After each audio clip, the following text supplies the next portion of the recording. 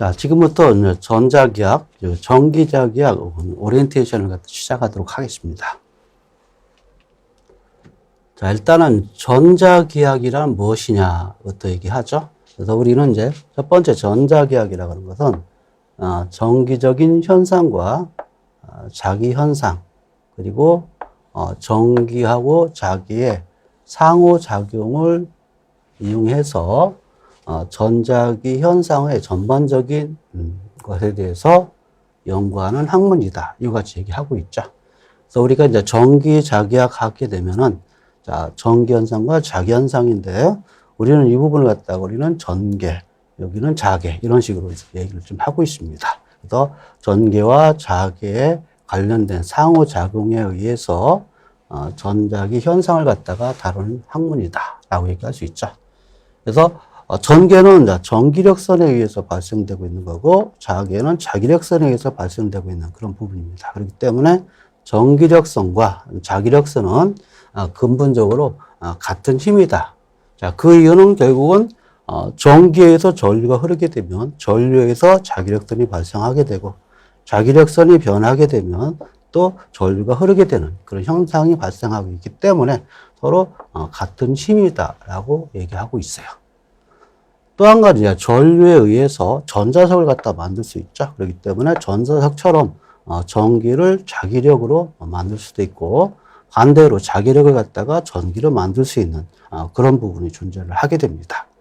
여기서 대표적인 것이 플레밍의 왼손 법칙과 오른손 법칙을 갖다가 얘기하고 있죠. 거기에 대해서 기계적인 것을 전기적인 것으로, 전기적인 것을 기계적인 것으로 이같이 바꿔주는 그런 원리를 갖다가 이용해서 나타나는 것이 바로 여기 전자기학에 대해서 기본적인 그런 내용이다라고 얘기할 수 있는 거죠.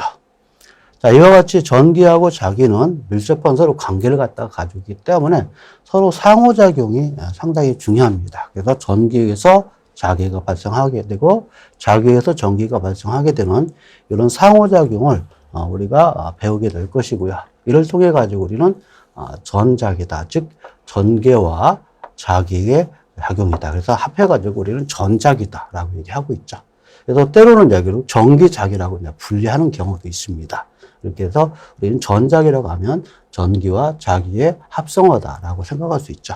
이걸 이용해서 우리가 이런 원리를 우리가 연구하는 학문이 여기서 얘기하고는 전기자기학이다라고 얘기할 수가 있겠습니다. 자, 전자기학의 역사를 갖다가 한번 살펴보면, 제가 이걸 갖다가 일부러 소개하는 이유는 흐름을 갖다가 한번 파악해보라라는 그런 말씀을 좀 드립니다.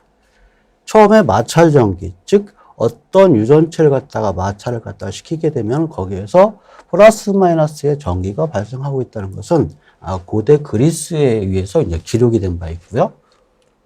1785년 쿨롱의 법칙이 발생됐습니다. 이것은 이제 실험 법칙인데요. 자, 모든 전기자기학은 이 쿨롱의 법칙으로부터 우리가 시작한다라고 해도 과언이 아니죠. 그만큼 중요한 원리를 갖다가 가지고 있다라고 생각하시면 됩니다. 그걸 통해서 우리가 수학적인 어떤 식을 갖다가 유도했기 때문에 그걸 통해서 전자기 현상에 대한 수학적인 연구의 기초가 되고 있다라고 얘기할 수가 있는 거죠. 자, 그 다음에 1831년에 이제 패러데이에 의해서 우리가 전자기 유도작용이 발견됐는데요. 자, 이 부분에서 우리가 전자파라고 하는, 즉 전기와 자기에 관련된 이 사이에 어떤 밀접한 관계가 있다는 것 갖다 우리가 수학적으로 체계를 갖다가 확립한 그런 부분이에요. 그렇기 때문에 전기 현상과 자기 현상은 각각 따로따로 분리해서 놨던 것을 이제는 결국은 서로 상호작용에 의해서 어떤 현상이 발생된다는 걸 갖다가 파악할 수 있었던 그런 내용 중에 하나다라고 생각하시면 되겠습니다. 그래서 여기는 학문적 체계적인 발견을 통해 가지고 패러데이에 의해서 전자기 유도 현상이 발견됐다라고 얘기할 수가 있는 거죠. 자, 단지 여기서는 어떤 얘기가 되느냐면 전자기 현상이라고 하는 부분은 결국은 자숙에 의해서 전기가 발생된다, 이런 관계가 되어 있는 거고요. 이걸 통해 가지고 이제 전자파와 연관되어 있는 것이 바로 맥스웰에 의해서 처음으로 수학적으로 도입을 시켰죠.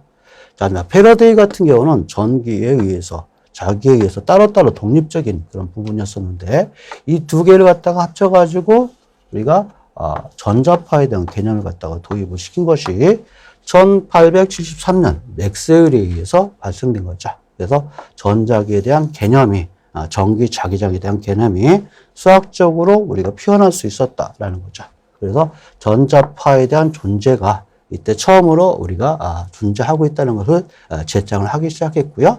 자, 그 뒤에 헤르츠가 이를 갖다가 실험을 통해 가지고 정말로 전자파가 존재하고 있구나라는 것을 입증한 그런 역사적 흐름이라고 볼 수 있겠습니다.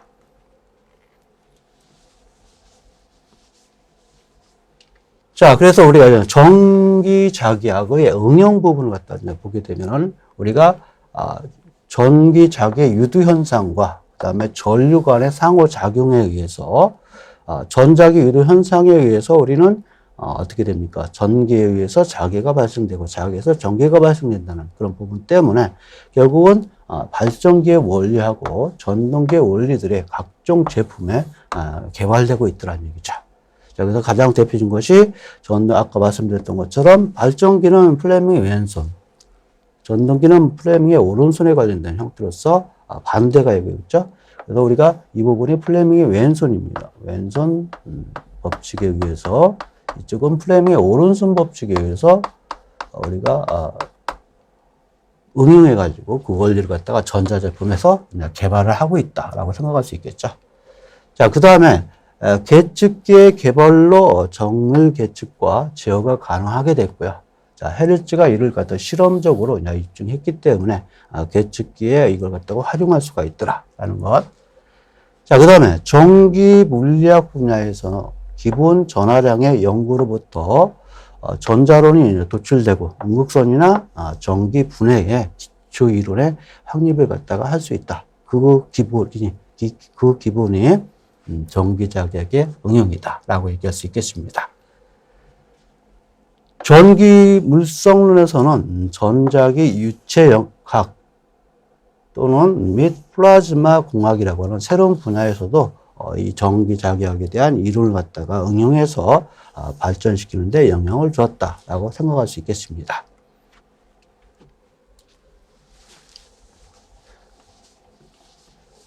자, 그래서 우리가 공학계열에서 가장 기본적인 그런 과목이요. 우리는 회로 이론하고 전기 자기학 부분입니다.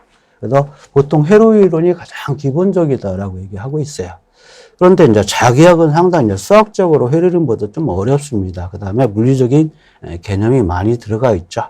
그래서 보통 이제 회로 이론에서는 전하에 관련된 것, 전하에서 전하의 이동이 있고 전류의 이동이다. 전류의 흐름이다. 이렇게 얘기하고 있고요. 오음의 법칙이라든가 전류, 전압 이런 것들을 통해서 우리가 해석하는 방법을 갖다 배우게 되죠. 자, 그러면서 우리가 쓰고 있는 부분들이 결국은 수동수자인 저항이라든가 인덕턴스 값, 그 다음 커패시턴스 값을 갖다가 이용해서 어떻게 회로가 변하고 어떤 특성을 가지고 있는지를 갖다가 논하는 그런 부분이었었어요. 그런데 여기서 우리가 논하고 있는 이런 부분들은 우리가 낮은 주파수이기 때문에 주파수에 대해서 그렇게 신경을 많이 쓰지 않고 있었던 그런 부분이죠. 그런데 만약에 주파수가 높아진다라고 가정한다면 이 회로 이론에서 배웠던 이런 이론은 적용되는 경우도 있고요. 적용하지 못하는 경우도 있다. 자, 그 이유는 또 다른 현상이 발생하고 있기 때문이다 라고 얘기해 주시면 돼요. 따라서 만약에 주파수가 높아진다라고 얘기한다면 그때는 전기 자기학의 이론을 갖다가 기본으로 해서 응용할 수밖에 없는 그런 결과를 가져오게 됩니다. 그래서 결국은 우리가 무선통신하면 낮은 주파수에서는 무선통신하기가 상당히 어려워요. 그렇기 때문에 주파수가 높을 수밖에 없는 거죠. 그래서 우리가 이제 무선통신을 갖다가 한다라고 가정하게 되면 이건 주파수가 낮게 되면 우리가 무선통신을 하는데 상당히 어렵기 때문에 어렵다는 얘기는 하지 못한다는 그런 개념이 아니라 우리가 그 기계를 갖다가 구성하는데 상당히 커질 뿐만 아니라 전력 소모도 많게 되고 그렇기 때문에 우리는 낮은 주파수에서 무선통신을 할 수가 없다라고 보시면 돼요. 또 한 가지 낮은 주파수에서는 결국은 잡음에도 상당히 약하게 되고요. 그 다음에 우리가 원거리 직진성이 약해가지고 멀리 가지 못하는 그 다음에 안테나 길이도 엄청나게 커지는 그런 여러 가지 문제가 발생하게 됩니다. 그렇기 때문에 낮은 주파수에서는 무선 통신을 하기가 상당히 어렵다. 우리는 이제 무선 통신을 하기 위해서는 일반적으로 높은 주파수를 갖다 적용해야 되는데 높은 주파수에서는 결국은 전기 자격적인 그런 해석이 상당히 필요하다는 얘기죠. 그래서 가장 기본이 맥스웰 방정식. 맥스웰 방정식은 전자파가 왜 발생하는지를 갖다 나타나는 것. 그 다음에 오음의 법칙. 여기서는 오음의 법칙은 우리가 여기서 배울 때는 어떻게 배웠냐면 전기에 관련된 오음의 법칙이었는데요. 여기서는 정기적인 오음의 법칙과 자기적인 오음의 법칙이 같이 결합되어 있다라고 생각을 해주시면 됩니다. 그 다음에 자기, 전기, 전자파. 전자기 유도, 쿨롱의 법칙, 패러데이 법칙 이런 것들이 보통 전기 자격에서 나오고 있는 중요한 그런 용어들이다라고 얘기할 수 있겠죠. 그 다음에 우리는 이제 전기 자기학을 통해 가지고 이런 학문을 기본으로 전개와 자계를 이용해서 이 특성이 어떻게 나타나는지를 갖다가 해석할 수 있는 그런 방법의 가장 기본이 된다라고 생각할 수 있어요. 자, 그럼으로써 이걸 갖다 우리가 좀 더 넓게 보게 되면 전기 자기학은 조금 더 응용해서 나타나게 되는 것거든요. 전자장이라고 얘기하죠. 전자장이라고 하는 부분은 결국은 전개와 자개의 영향을 우리가 배우는 그런 학문이다라고 생각할 수 있겠고요. 자, 이렇게 해서 조금 더 하게 되면 바로 마이크로웨이브 통신이 이제 이루어지게 됩니다. 그래서 여기에서 가게 되면은 결국은 우리는 위성통신이라든지 일종의 마이크로웨이브 관련된 것, 위성통신 또는 여러분들이 얘기하고 있는 무선통신에 관련된 것, 이런 것들이 바로 이쪽 마이크로웨이브 쪽에서 영향을 갖다 받게 되고요. 이걸 통해 가지고 우리가 높은 주파수 부분을 갖다가 좀 더 응용할 수 있는 그런 학문이 될 것이다 라고 얘기할 수가 있겠습니다. 자, 그래서 우리가 보통 이제 쓰이고는 그런 소재를 갖다 보게 되면은, 자, 여기서는 이제 저항이라고 했는데 여기서는 보통 이제 전기 저항을 갖다가 의미하게 돼요. 자, 그런데 자기학에서는 전기 저항이다라고 얘기하게 되고요. 또는 자기 저항이다. 이렇게 두 개를 갖다가 분류를 좀 하고 있죠. 자, 그 다음에 여기 있는 인덕턴스도 똑같은 인덕턴스 부분인데, 여기에서는 여러분들은 단순하게 인덕턴스를 하게 되면 낮은 주파수에만 적용되기 때문에 어떠한 문제성 같은 경우가 그렇게 많이 발생되지 않고 있습니다. 하지만 여기 인덕턴스는 여기서 사용하고 있는 인덕턴스를 갖다가 우리가 높은 주파수에서는 사용하기 어렵다라는 얘기죠. 자, 그렇기 때문에 또 다른 인덕턴스에 대한 개념이 들어가게 된다는 것을 말씀드리겠고요. 자, 그 다음에 커패시턴스도 여기서 높은 주파수에서의 커패시턴스 같은 경우는 결국은 우리가 낮은 주파수에서는 상당히 충방전에 관련된 부분들이 이제 존재하게 되는데, 자, 높은 주파수에서는 또 커패시턴스가 너무 크면 이것도 좀 문제가 되고 있다라는 얘기를 하고 있죠. 그것은 바로 속도에 관련된 문제다라고 생각하시면 됩니다. 그래서 우리는 나중에 이제 시정수라는 걸 배우게 되죠. 그래서 시정수라고 하는 것은 R과 C에 관련된 것 또는 R분의 L에 관련된 것, 이런 형태로서 아마 회로 이론에서 배웠을 거예요. 하지만 이 시정수 값이 상당히 짧아야 된다는 얘기죠. 그 이유가 바로 높은 주파수에서 동작을 하기 위해서다라는 것. 그렇다면 이 C는 상당히 작아야 될 것이고 여기 L 값도 상당히 작아야 될 것이다라는 얘기가 되고요. 자, 그 다음에 R도 마찬가지로 작은 저항을 갖다가 사용해야 될 것이다 라는 그런 개념이 나오게 되죠.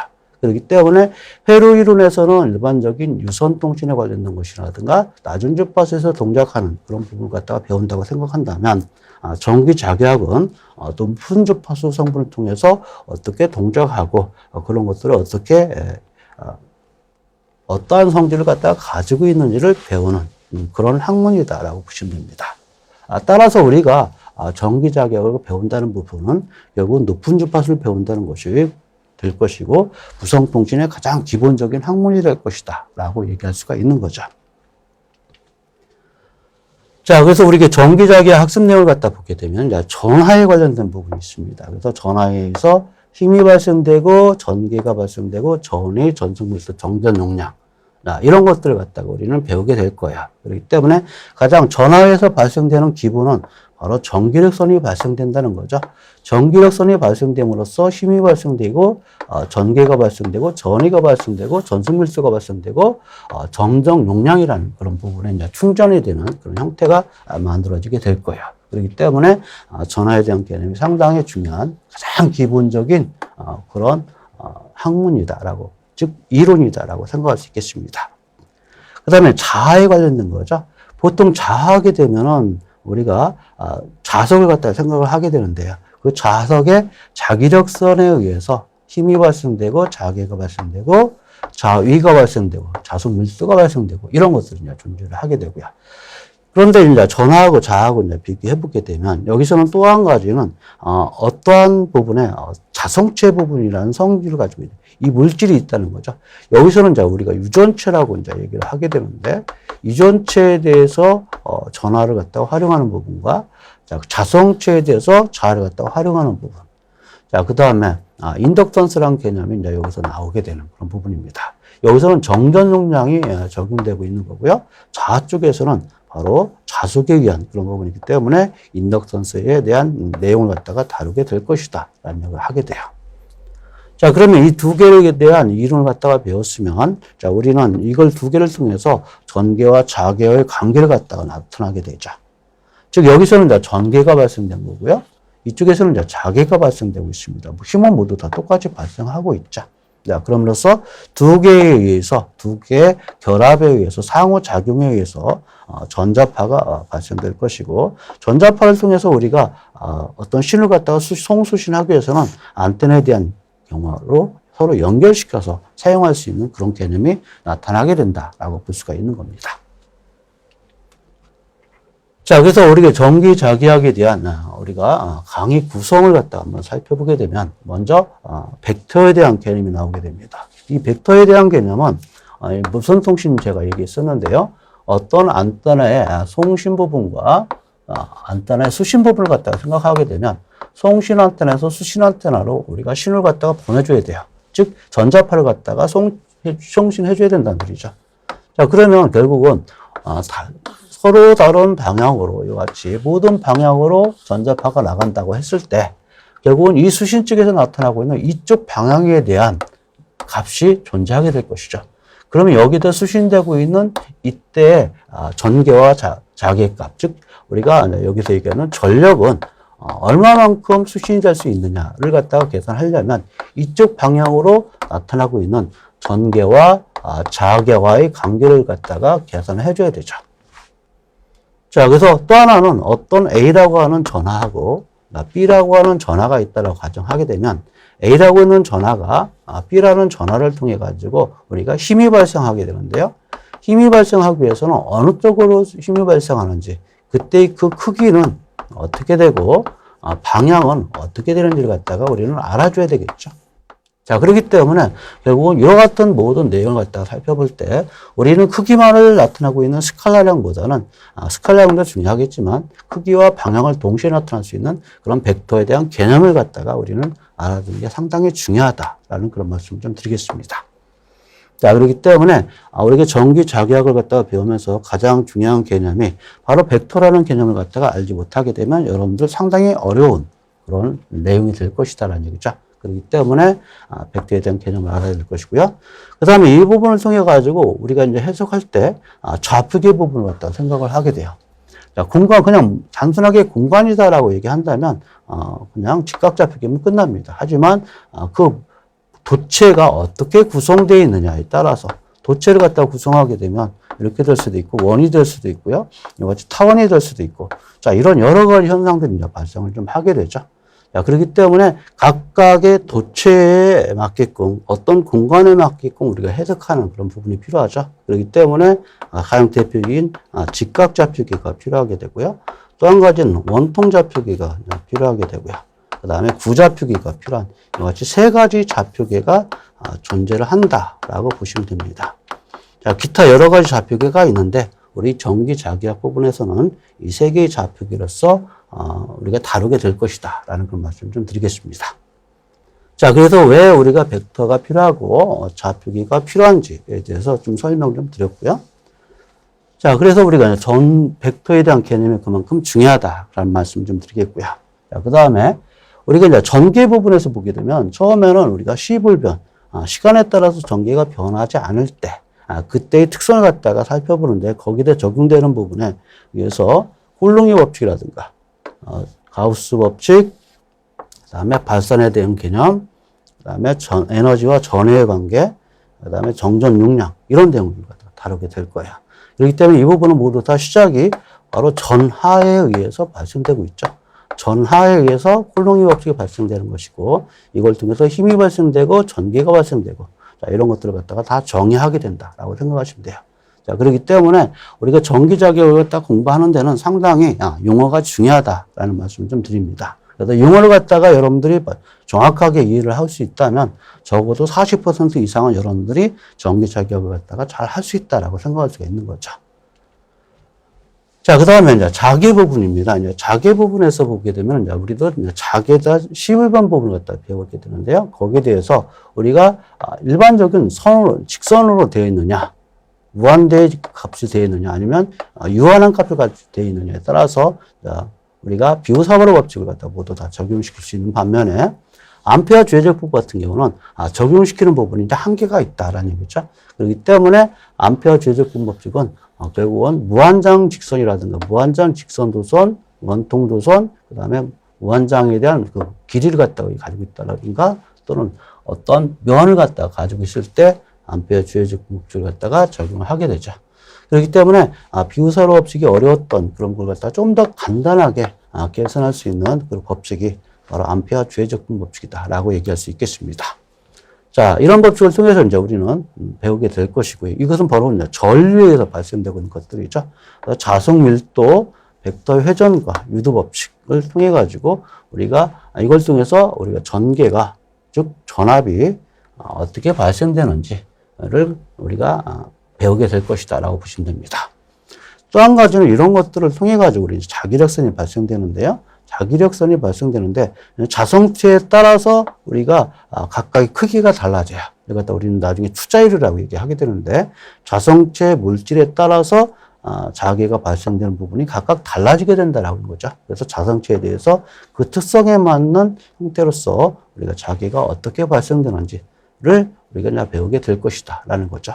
자, 그 다음에 결국은 자기력선에 의해서 인덕턴스 값을 갖다가 우리는 나타나게 될 텐데요. 자기력선이 얼마만큼 우리가 돼 있느냐에 따라서 바로 인덕턴스 값, 즉 값을 갖다가 얻어낼 수 있을 것이다.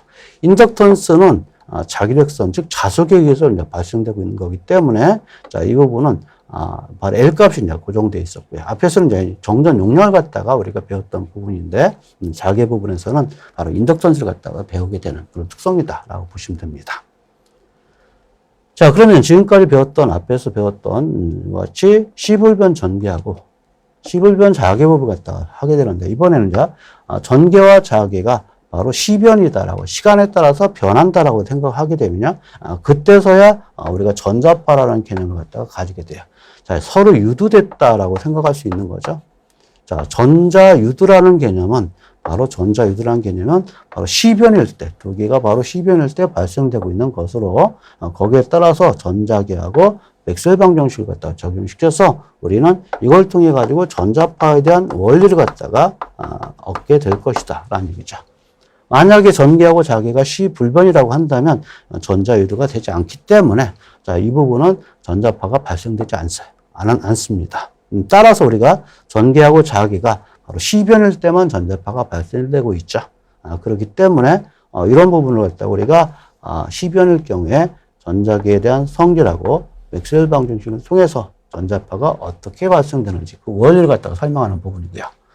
자, 그럼 이런 시변에 의해서 전자파가 발생됐으면 이 전자파의 특성은 어떤 성질을 갖다가 가지고 있는지, 자, 그 성질은 이제 평면파라는 것은 어떤 것이고, 만약에 이것이 전송설도를 갖다가 전송했을 때는 어떤 것이고, 그때 반사하고 분사는 어떤 것을 나타내며, 어떻게 파동을 하는지, 전파가 되는지를 갖다가 우리가 방정식으로 표현하는 것이 바로 파동 방정식이죠. 자, 이걸 통해서 우리가 전자파 속도도 우리가 유도해낼 수 있는 그런 부분입니다. 자, 그 다음에 이와 같은 전자파로 의해서 또 다른 전자파를 갖다가 발생하고 있는 유도파가 발생될 것이고요. 자, 이걸 통해 가지고 전자기 방사라든가, 방사라고 하는 것은 이제 복사라고 생각하시면 됩니다. 안따를 통해서 그리고 신을 갖다가 송출한다고 생각하시면 되는 거죠. 그 다음에 거기에 대한 안테나는 어떤 관계를 가지고 있는지를 갖다가 좀 배우게 될 것이다 라는 말씀을 드리죠. 그래서 우리는 전자파를 갖다가 배우기 위해서 첫 번째 앞에서 설명드렸던 전개, 시불변일 때의 전개에 대한 특성, 시불변일 때의 자기에 대한 특성, 그 다음에 이 두 개를 갖다가 시변으로 바꿨을 때 어떤 특성이 달라지는지, 그걸 통해서 전자파에 의해서 발생되고, 이 전자파를 갖다가 어떻게 활용하는지, 어떻게 해석하는지, 배우는 그런 내용이 정기 자기학의 강의 구성이다라고 볼 수가 있겠습니다. 자, 그 다음에 이제 전기 자기학의 강의 진행을 얘기하는데요. 자, 이 부분은 결국 물리적인 그런 특성을 갖다가 가지고 있기 때문에 여러분들이 단순하게 수학적으로만 여러분들이 전기 자기학을 갖다가 공부하면 전혀 이해가 안 되는 그런 부분이에요. 그렇기 때문에 그 물리적인 특성을 갖다가 반드시 이해를 좀 해줘야 된다라는 얘기죠. 그 다음에 두 번째는 이제 용어를 갖다가 여러분들 정말로 잘 익혀주셔야 돼요. 용어를 갖다가 여러분들이 이해하지 못하고, 그냥 어떤 단어다라고만 생각하게 된다면 전기자기학을 갖다가 배우는데 상당히 어려움이 많이 따를 겁니다. 제일 많이 어려워하는 부분이 바로 이런 부분이에요. 그냥 단순하게 수학적으로만 해석하고 풀 줄만 알면 되는 것이 아니라 이 부분을, 그 수식이 어떠한 개념을 갖다가 가지고 있는지, 어떠한 특성을 갖다가 가지고 있는지, 이것이 나타나고 있는 것이 물리적인 것이 어떻게 나타나고 이거 갖다가 어떻게 적용을 할 건지, 자, 이런 부분을 여러분들이 서로 연결고리를 갖다가 가지고 있어야 돼요. 자, 그래서 이런 내용을 갖다가 이제 제가 주된 그런 목적을 가지고 있고요. 그래서 각 장에 대한 내용을 갖다가 왜 배우는지 그런 얘기를 갖다가 반드시 설명을 드리고 여러분들 내용을 갖다가 학습을 하기 시작할 겁니다. 그 다음에 여기에서 이제 각 장에 대한 학습을 하기 위한 기본 이론이 이제 먼저 소개되죠. 그래서 이 장에서는 어떤 이론이 소개되는데 이 이론을 갖다가 여러분들이 모르면 뒷부분에서 연결을 갖다가 시킬 수가 없다. 그래서 뒷부분과 연결을 갖다가 시켜줘야 되는데 이 부분을 알면 뒷부분의 어느 부분하고 어떤 내용하고 연결이 되는지를 갖다가 반드시 제가 설명을 드릴 거예요. 그렇기 때문에 이 이론은 단순하게 이 이론을 모르면 뒷부분에 어느 부분을 갖다가 모르게 될 수밖에 없다라는 개념이 나오죠. 그래서 서로 연결시켜서 내 이론을 갖다가 소개할 것이다 라는 것. 자, 그 다음에 각 장의 주요 내용을 갖다가 소개를 할 겁니다. 그래서 주 내용이 어떤 내용이 되고, 자, 이 부분은 반드시 이해를 해줘야 된다라는 개념을 갖다가 강조를 할 거예요. 강조. 자, 그 다음에 각 장 이론 설명하게 되고, 예제 문제를 갖다가 풀게 되는 그런 부분이죠. 그래서 이 이론을 갖다가 어느 정도 여러분들이 이해했는지를 갖다가 파악하는 부분이 바로 예제 문제풀이가 되겠습니다. 자, 그런 다음에 이걸 갖다가 이제 연습 문제를 통해서 여러분들이 응용하는 그런 부분이죠. 응용하는 부분이다. 그래서 우리가 이제 전기 자기학을 갖다가 나타나게 되는 그런 부분이에요. 그래서 우리가 이제 전기 자기학을 갖다가 공부하는 그런 방법을 갖다가 이제 설명을 좀 하게 되면은 먼저 전기력선과 자기력선을 갖다가 기반으로 우리가 공부를 해야 된다. 그래서 전기력선에 대한 성질을 갖다가 모르고 또는 자기력선에 대한 성질을 모르게 되면 전기에 대한 성질을 모르는 거고요. 자기에 대한 성질을 갖다가 모르게 되는 그런 부분이에요. 그렇기 때문에 전기력선과 자기력 성질을 갖다가 기반으로 다뤄야 된다라는 그런 말씀 좀 드리겠습니다. 자, 그 다음에 또 한 가지 문제는 여러분들이 눈에 보이지 않는 그런 부분이에요. 전기력선이 눈에 보이지 않잖아요. 자기력선도 눈에 보이지 않잖아요. 그렇기 때문에 우리는 이제 가상선이라는 표현을 갖다가 쓰게 됩니다. 그럼 가상선을 갖다가 여러분들 상상으로만 생각하다 보니까 눈에 보이지 않으니까 더 이해하기 어렵더란 얘기죠. 그렇기 때문에 어떤 여러분들이 가상을 해서 눈으로 보일 수 있게 해서 어떻게 이걸 갖다가 연결시켜서 이해하는지가 중요할 부분이에요. 그렇기 때문에 많이 어려움을 따르는 부분이 여러분 가상선이 존재한다. 즉 우리가 보이지 않는 선이 존재한다. 여러분들 전자를 갖다 파를 통해 가지고 현재 휴대폰을 갖다가 하는데 파가 들어오고 있네. 내가 그래서 전화를 받고 있네. 이런 생각을 갖다 못 하잖아요. 그렇기 때문에 그런 생각을 하지 않고 단순하게만 받고 있는데 이걸 배우다 보면 여러분들이 어떻게 해서 전자파가 오게 되는구나라는 것다가 우리는 확인할 수 있는 그런 부분이 될 겁니다. 자, 그 다음에 제가 앞에서도 설명드렸지만 수학적인 과정을 전기 자기학을 갖다가 우리가 공부할 때 제일 애로점이 바로 이 부분이에요. 여러분들이 수학적인 과정을 갖다가 먼저 이해를 하려고 해요. 상당히 이제 수학 내용이 좀 어렵습니다. 그러다 보면 개념을 갖다가 모르고요. 수학만 하고 있어요. 수학만. 그러다 보면 전기 자기학이 뭔지 눈에 들어오지 않는 거죠.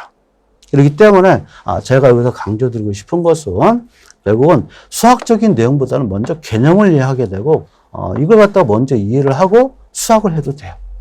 그렇기 때문에 하지만 이 개념을 갖다 이해하기 위해서는 수학적인 과정을 갖다 모르면 이해도 못하는 부분이 있겠지만 일단은 여기에 대한 개념을 먼저 생각을 하게 되고 어떻게 연결된다는 것 갖다가 여러분들이 이해를 좀 하시고 그런 다음에 수학을 갖다 정확하게 풀이할 수 있으면 정말로 좋은 공부 방법이 될 것이다 라는 그런 말씀 좀 드립니다.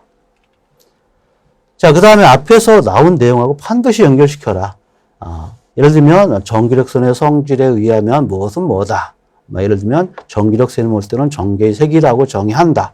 그렇기 때문에 이것은 결국 적분을 통해서 해결을 하게 되는데 이런 식으로 서로 연결을 갖다가 시켜줘야 된다는 얘기죠. 그래서 앞에 나온 내용하고 반드시 연결시켜서 공부하는 습관을 갖다 드려라 라는 것. 그 다음에 여러분들이 이제 우리가 수학적인 문제를 풀다 보면 결과를 갖다가 생각을 하면서 이제 문제를 푸는데 처음에 시작했던 부분이 이제 수학적 풀이를 갖다가 하는 그런 것이 아니라 이 수식에는 어떤 물리적인 개념이 들어가 있구나라는 걸 갖다가 먼저 학습하는 것이 중요하다라는 얘기죠. 결국 물리적 성질을 갖다가 여러분들이 이해를 한다면 자기에게 그렇게 어렵지 않습니다. 수학은 그냥 여러분들 계속 이제 학습을 하다 보면 수학이 그냥 어떻게 되는지 우리가 쉽게 이해를 할 수가 있을 거예요. 그렇기 때문에 물리적인 개념을 이해하는 것이 상당히 중요한 그런 부분입니다. 자, 앞에 나온 이론과 연결시켜서 항상 생각을 해라 라는 것, 방금 전에 설명드렸던 내용과 똑같습니다. 자, 그래서 이런 생각을 갖다가 가지게 되면 뒤에서 어떻게 나올 것인지를 갖다가 예상하게 될 것이고요. 이걸 모르면 다음 것도 모르게 된다. 자, 하나 예를 들어보죠. 전개를 갖다가 우리가 알게 되면 전위를 갖다가 알게 되고요. 자, 또 한 가지는 전위를 알게 되면 전개를 알게 돼요. 그런데 전위를 알아야만이 정전 용량을 구할 수가 있죠. 자, 이와 같이 연결돼요. 전개를 알면 전위를 구할 수 있고, 전위를 알면 전개를 구할 수 있고, 또 전위를 알면 정전 용량을 구할 수 있다. 이런 얘기가 되게 돼요. 자, 그렇기 때문에 서로 연결시켜서 그러면 이 관계식을 통해 가지고 어떻게 구하는지는 여러분들 본 학습에서 진행하게 될 것이다. 라는 그 말씀 좀 드리겠습니다. 자, 그 다음에 다양한 문제 풀어보는 게 중요해요. 그래서 이제 연수 문제 풀이를 갖다가 우리가 진행할 건데, 여러분들이 어렵다 하지 말고요. 어려운 문제를 갖다 한번, 시도해보는 게 상당히 중요합니다. 쉬운 문제를 갖다가 풀다 보면은 어려운 문제를 갖다가 만났을 때 상당히 어렵게 느껴지는 그런 부분인데요. 자, 이 부분을 갖다가 해결하게 되면 쉬운 문제도 자동적으로 얻게 돼요. 그렇기 때문에 어려운 문제를 갖다가 단순한 여러 가지 문제를 해결하는 열쇠가 된다는 것. 그래서 이거 하나 문제 푸는 것은 결국은 한 문제보다 10문제보다 한 문제가 더 중요하고 상당히 많은 개념이 가질 수도 있다는 얘기죠. 그렇게 해서 우리가 이제 정기 자격을 갖다가 공부를 좀 했으면 좋겠다라는 말씀 드립니다. 일단은 마지막으로 제가 드리고 싶은 얘기는 결국은 이걸 갖다가 물리적인 개념을 갖다가 먼저 중시해다. 이 개념이 상당히 중요하다라는 것. 그래서 수학에 너무 얽매이지 말아라. 나중에 수학은 저절로 우리가 해결하게 될 것이다. 라는 것. 여기서 물리적인 개념을 갖다가 여러분들이 우선적으로 생각해서 자격을 갖다 배웠으면 좋겠다. 라는 말씀 드립니다.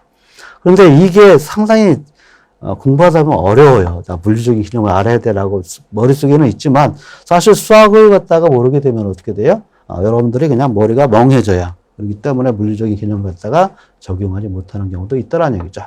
그렇기 때문에 반드시 이 개념을 갖다 머릿속에 넣고서 공부를 했으면 좋겠다라는 말씀을 드리면서 정기자격약 오리엔테이션을 마치도록 하겠습니다.